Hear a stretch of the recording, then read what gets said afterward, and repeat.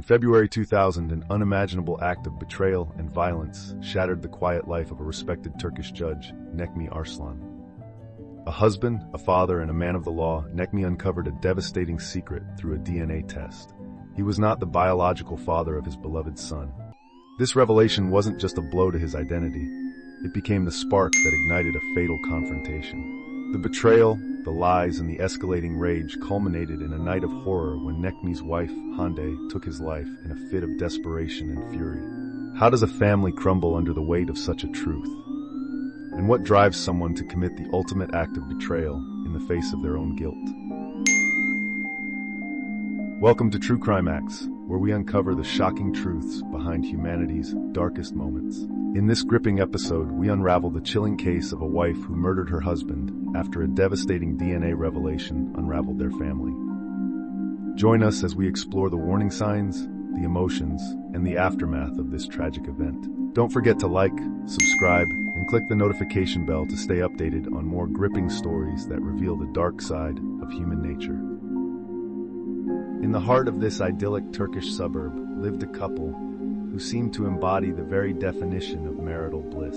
Necmi Arslan, a respected divorce judge, was admired for his wisdom and fairness in matters of the law. His wife, Hande, was a woman of grace and charm, often seen engaging warmly with neighbors and doting on their young son. Together, they presented the picture of a loving, happy family. To friends and colleagues, Necmi was a man who had it all: an accomplished career, a beautiful wife, and a bright, energetic son who adored him.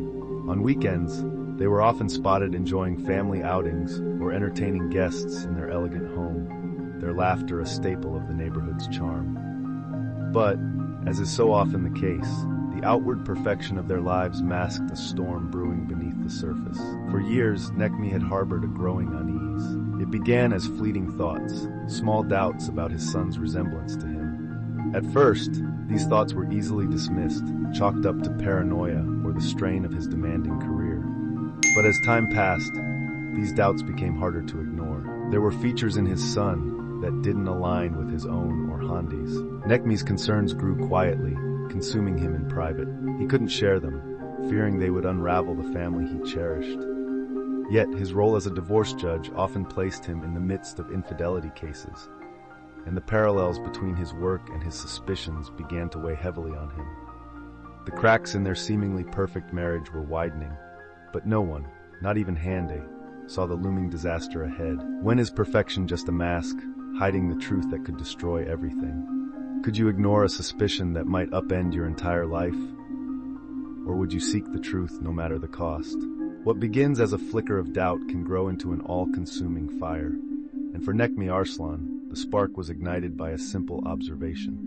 Over time, he began noticing small details that didn't align. His son's mannerisms, his features, each became a silent whisper of suspicion. Necmi tried to suppress these thoughts, convincing himself they were baseless. But the seed had been planted, and it grew with every passing day. Necmi's role as a divorce judge further fueled his paranoia. He often presided over cases riddled with secrets and betrayals. Each story he heard in court felt like a cautionary tale, feeding the narrative that perhaps his own life was not as pristine as it seemed. Every time he looked at his son, a nagging question echoed in his mind. Could there be more to his family's story than he realized? His suspicion began to affect his daily life. Conversations with Hande felt strained, as though an invisible wall had risen between them. Every smile she gave, every affectionate gesture, now felt tinged with a shadow of deceit. Necmi struggled with the growing distance in their marriage, but he couldn't bring himself to confront her. The breaking point came one quiet evening. As Necmi read a bedtime story to his son, the boy innocently asked a question about his family's history. The question, harmless in its intent, left Necmi frozen. It was a moment that solidified his decision. He needed answers, no matter how painful they might be. Necmi decided to order a DNA test. He told himself it was for peace of mind, a way to put his doubts to rest. But deep down, he feared the truth. Days turned into weeks as he waited for the results, the anticipation eating away at him. Every interaction with Hande and his son felt heavier, loaded with unspoken tension. How far would you go to uncover the truth? Would you risk everything for a question you might not want answered? The moment Necmi read the DNA test results, his world collapsed. The numbers on the page confirmed his worst fears. He was not the biological father of the boy he had loved and raised. The truth hit him like a tidal wave, drowning him in emotions he couldn't contain. Anger, humiliation, and heartbreak coursed through him as he struggled to process what he had just learned. The revelation wasn't just a betrayal of his trust, it was a shattering of his identity. For years, he had built his life around his family, pouring his love and energy into being a father. Now it felt like it had all been a lie. The woman he had trusted with his heart had not only deceived him, but had also robbed him of the truth about his own son. The betrayal didn't stop with Hande.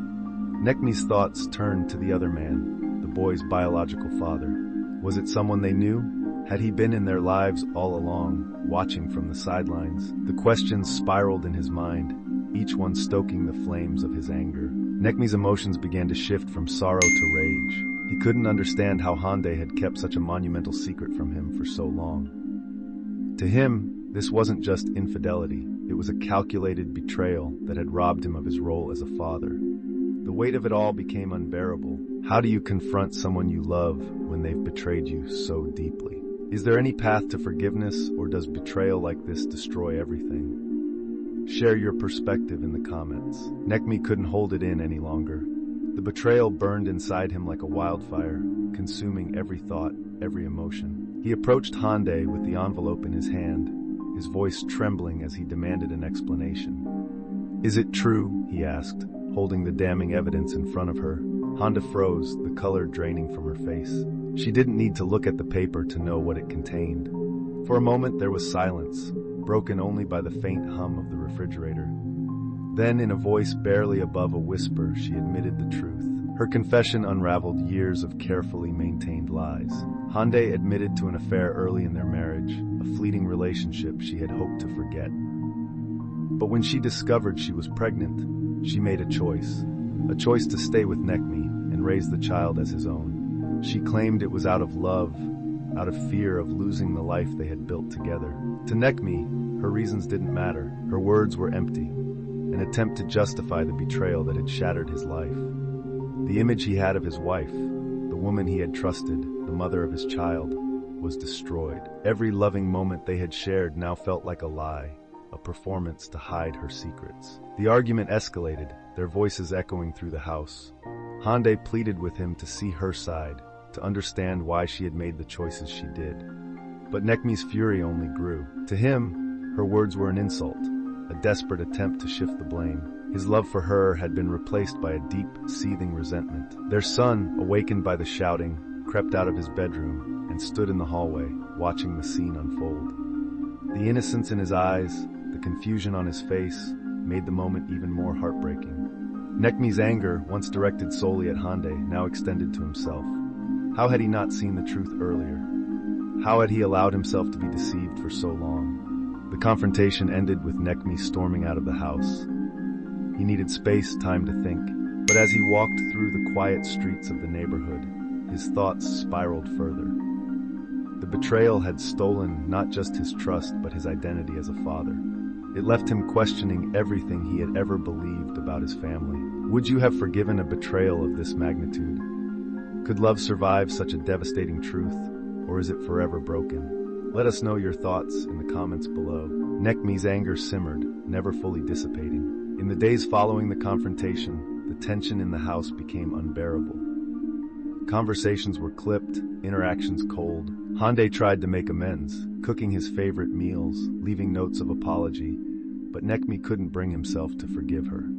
Every gesture felt hollow, a reminder of the lies she had told. Necmi began spending more time alone, retreating into his thoughts. He stopped playing with his son, stopped attending family outings. He even avoided his colleagues, unwilling to face their questions about his sudden change in demeanor. The once warm, loving man had become a shadow of himself, consumed by the betrayal that now defined his life. Hande too began to unravel. The guilt weighed heavily on her, but so did the fear. Necmi's silence was more terrifying than his anger. She couldn't predict his next move, couldn't tell whether he was planning to leave, to fight for custody, or something far worse. The uncertainty left her on edge, her nerves frayed. The atmosphere in the house became toxic, every interaction laced with tension. Necmi's presence felt like a storm cloud looming over them, ready to unleash its fury at any moment. Even the smallest disagreements now had the potential to explode into something far more dangerous. One night, after another volatile argument, Necmi left the house without explanation. Hande sat alone at the kitchen table, staring at the remnants of their dinner. The silence was deafening, but her mind raced with possibilities. Would he come back? And if he did, what would happen next? How do you navigate a relationship when trust has been completely destroyed? Would you fight to repair the damage, or would you walk away? Let us know your perspective in the comments below. The night that would change everything began like many others, tense, quiet, and filled with unspoken fears. Necmi returned home late, his footsteps echoing through the empty hallway. Hande was in the living room, her hands gripping a glass of water as she sat on the edge of the couch. The air between them was heavy, thick with unresolved anger and guilt. The silence didn't last long. Necmi's anger, simmering for days, finally boiled over. He demanded answers again, his voice rising with every question. Why had she lied for so long? Why hadn't she told him the truth? Hande tried to explain, her voice cracking as she pleaded for him to understand. But to Necmi, her words felt like more lies, more attempts to manipulate him. The argument escalated quickly, their voices echoing through the house. Hande, cornered by Necmi's fury, lashed back, accusing him of being distant, of failing to see the cracks in their marriage. The tension reached a breaking point, the storm of emotions erupting into chaos. Then, in a moment of desperation, Hande snapped. Her fear and guilt coalesced into a single, irreversible decision. She grabbed a knife from the kitchen, her hands shaking as she returned to the living room. Necmi, still in the throes of his anger, didn't notice at first. When he turned to face her, it was already too late. The aftermath was devastating. Necmi lay lifeless on the floor, the room now eerily quiet save for Hande's sobs. Their son, drawn by the noise, stood frozen in the hallway, his young mind struggling to comprehend the horror before him. What happens when guilt and fear take control? Could this tragedy have been prevented if emotions hadn't spiraled so dangerously out of control? The police arrived within minutes, alerted by a frantic call from a neighbor who heard the commotion. They entered the home to find Hande sitting on the floor, covered in blood, staring blankly at Necmi's body. The knife lay discarded beside her, a grim testament to the night's events. Hande confessed immediately, her voice barely audible as she recounted the events leading up to the fatal confrontation. She didn't try to justify her actions or shift the blame. In her mind, the moment of rage that led to Necmi's death was unavoidable, a tragic culmination of months of tension and mistrust. The arrest sent shockwaves through the community. Necmi, a respected judge, was known for mediating family disputes and restoring order to broken homes. That he had fallen victim to such a violent end within his own family felt like a cruel irony. How do you reconcile the image of someone you know with the tragedy they've become a part of? Could anyone have intervened before it was too late? Share your perspective in the comments below. Hande's trial became one of the most sensational cases in recent Turkish history. The details of the crime, coupled with Necmi's reputation as a respected judge, captured the nation's attention. Every twist and turn of the proceedings was scrutinized, and the media coverage transformed the courtroom into a stage for the unraveling of a tragedy. Prosecutors painted a grim picture of Hande's actions, describing her as a manipulative woman who let her lies spiral out of control.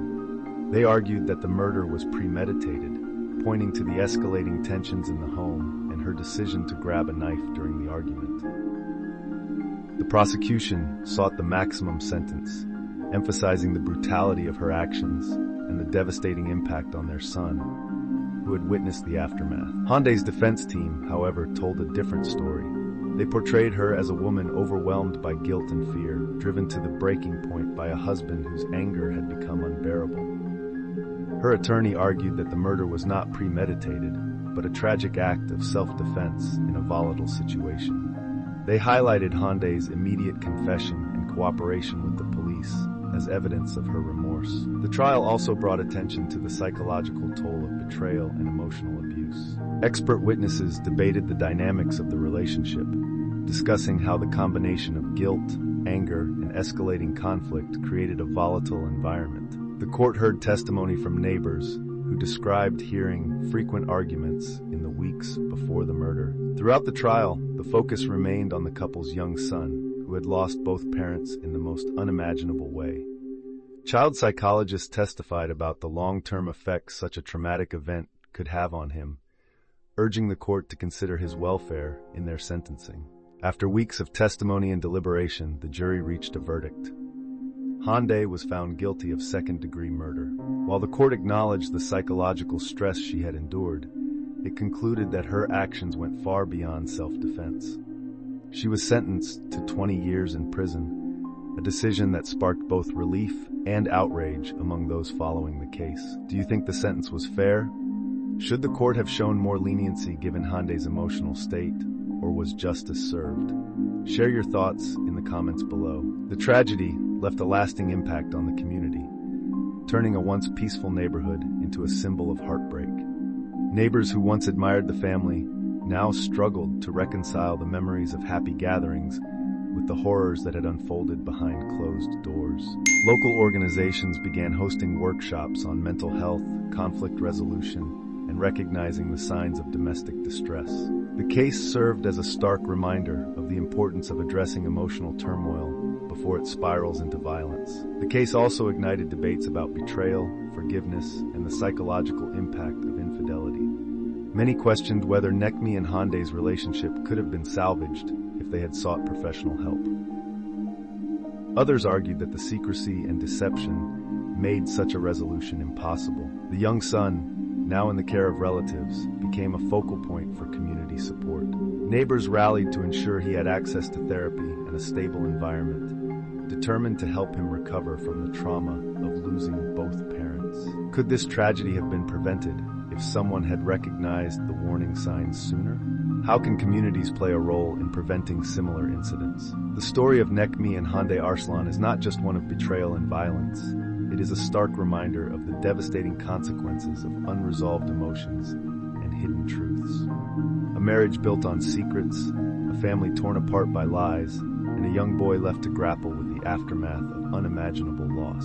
It's a tragedy that resonates far beyond the walls of their home, challenging us all to reflect on the importance of communication, trust, and mental health in our relationships. This case also highlights the critical role communities can play in preventing similar tragedies.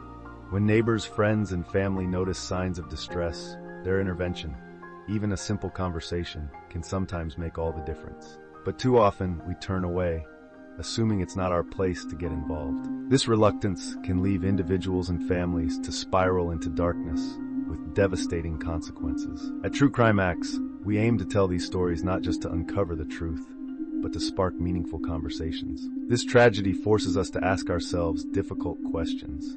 How can we support those who are struggling? What role does forgiveness play in the aftermath of betrayal?